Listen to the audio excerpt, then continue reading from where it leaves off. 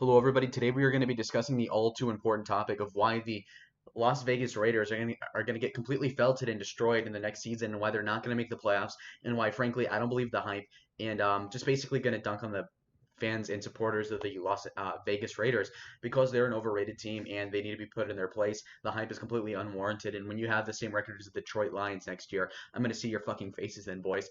Anyway, we'll get into the details. I really am making the crux of my argument predicated on the offensive line being really crappy and Derek Carr being overrated. And the third thing being is that, again, I want to put y'all in your places because I just did not see the reason as to why these people are getting so hyped up about a team and, praising this Home Alone robber looking ass motherfucker called Derek Carr and saying that he's so good. Oh my God, he's top 10. He's better than Dak Prescott and Kirk Cousins. Not even true. It's not even true.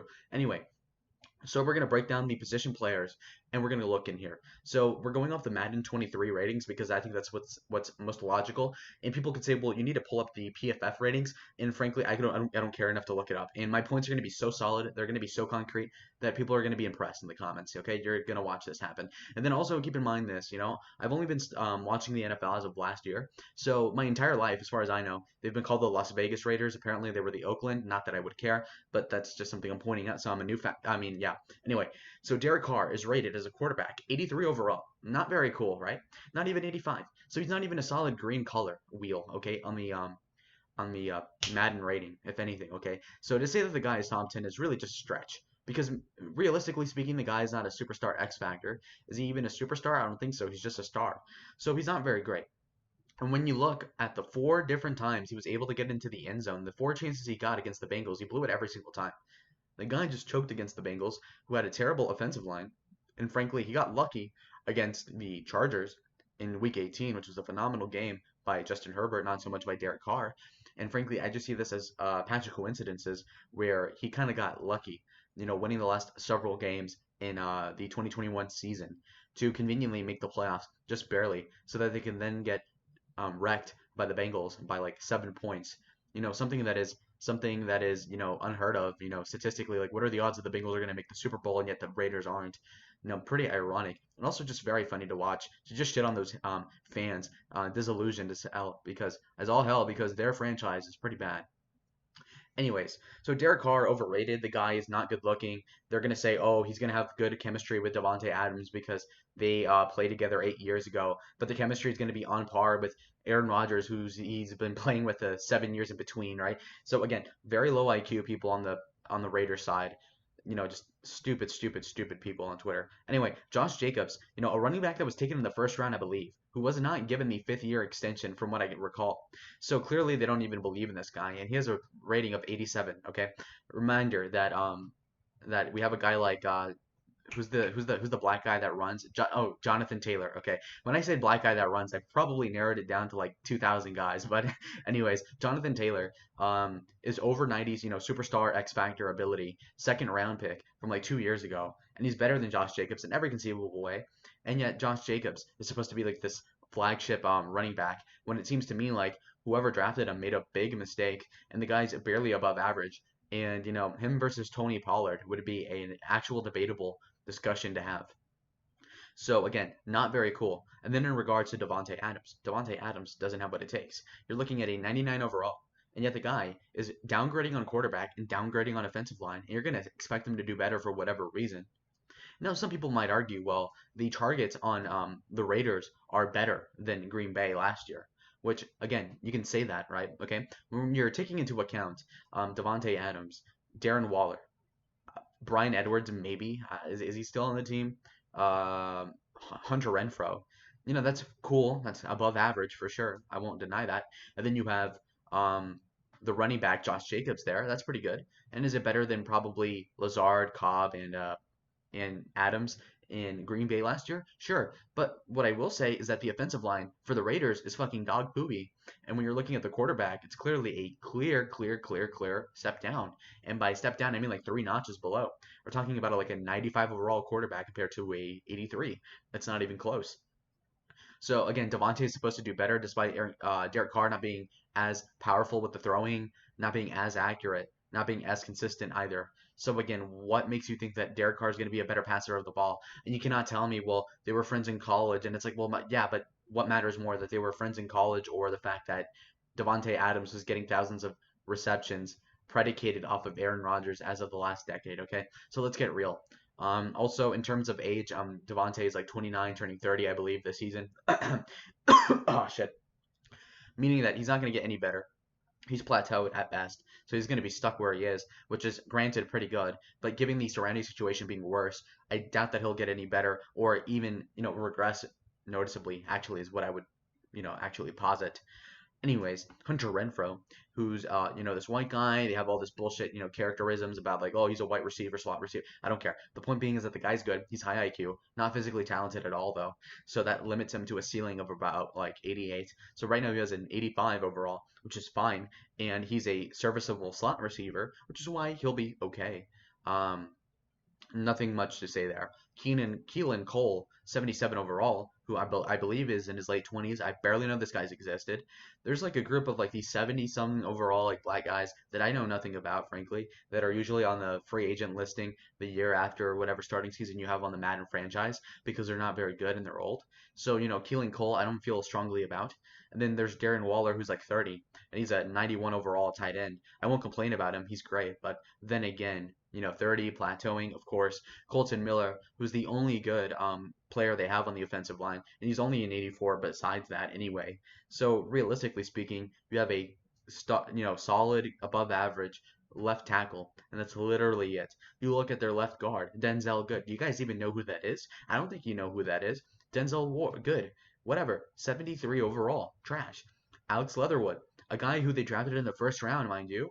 In the same draft as Tristan Wirfs or whatever, Christian Darrisaw, I don't remember. But the point being is that as a rookie last year, the year before, he played completely horrendously, and he's a 71 overall for a reason. And realistically, a first round pick should be above a 71 overall just in the preseason of the season he's drafted in. So imagine that he's in the second season or third even, and he's at 71 overall. He's utter garbage, of course.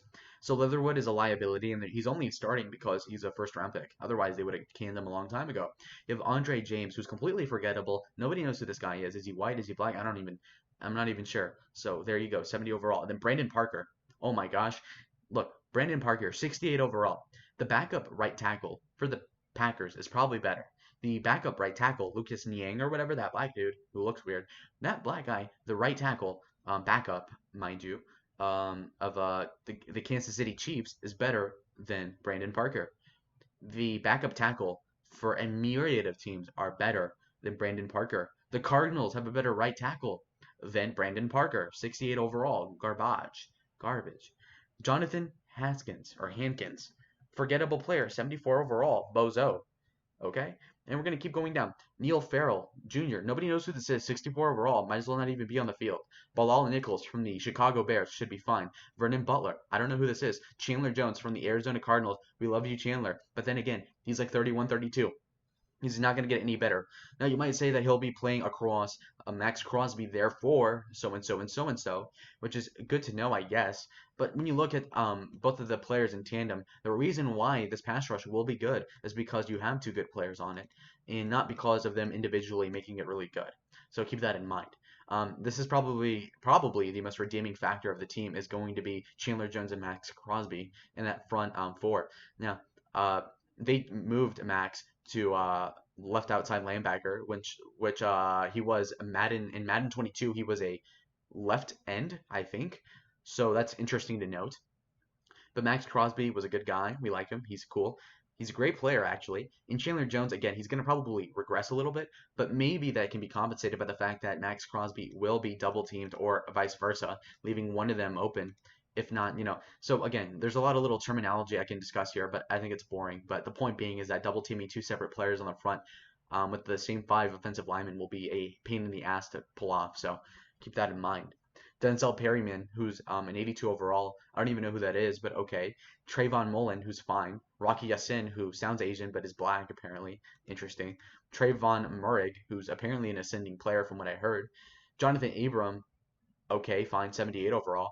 No, I heard that they had a safety that they were starting. It might have been Abram, who's garbage. So keep that in mind. But overall, the team has a lot of liabilities, primarily in the offensive line. Their only player that is good is an 84 overall, but besides that, you have a 73, a 71, a 70, and a 68. So like the GPA of this offensive line would be less than a 3. Okay, like this is a pretty shitty one. This is about equal to the Bengals' defensive line last year, and you saw that Joe Burrow took them to a championship, whereas with in regards to Derek Carr had a better offensive line last year with Richie Incognito on the line, and he still choked. Of course, Derek Carr overrated.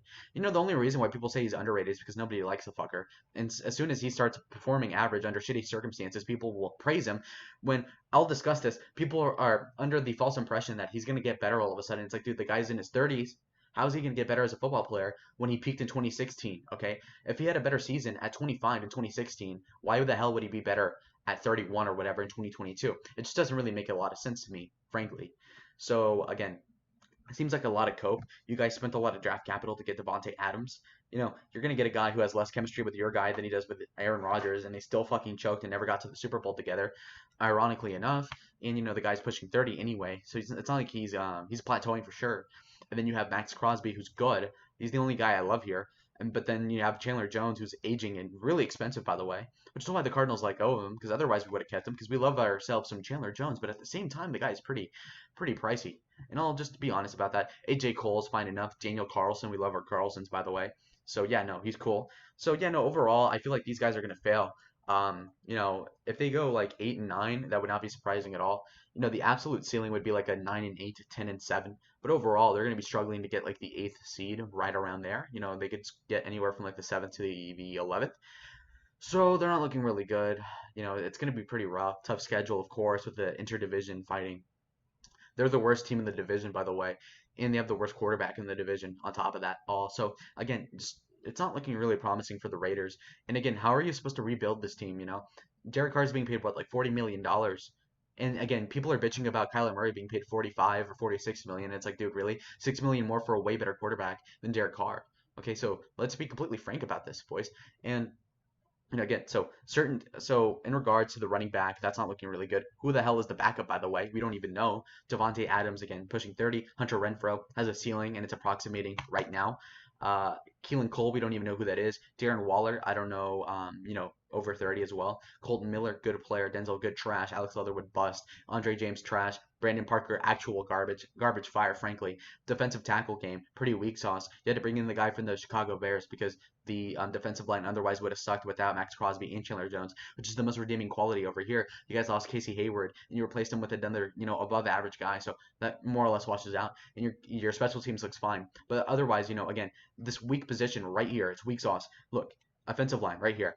The only player that I would feel fine with a bad offensive line with, did I even say that right? Joe Burrow. Joe Burrow would probably take this to a championship. Okay? I don't believe that Derek Carr would. He's not the guy. He's not going to make it, bros. It's over. Derek Carr, bros. It's over. Anyways, thank you all for watching. I know it was kind of awkward to listen to me talk about this because I'm out of my depth here, but I got to try it. Fuck it. Why not? So comment down below what you thought. If you're a Raiders fan, anyways, I'll see you guys when the Cardinals have a better record than the Raiders next year. If they don't, I'm gonna feel like an idiot, and I might comment down here and just take the L. But anyways, guys, I'll see you in the next video. Bye. No, I'll leave you guys with a goodbye. Goodbye.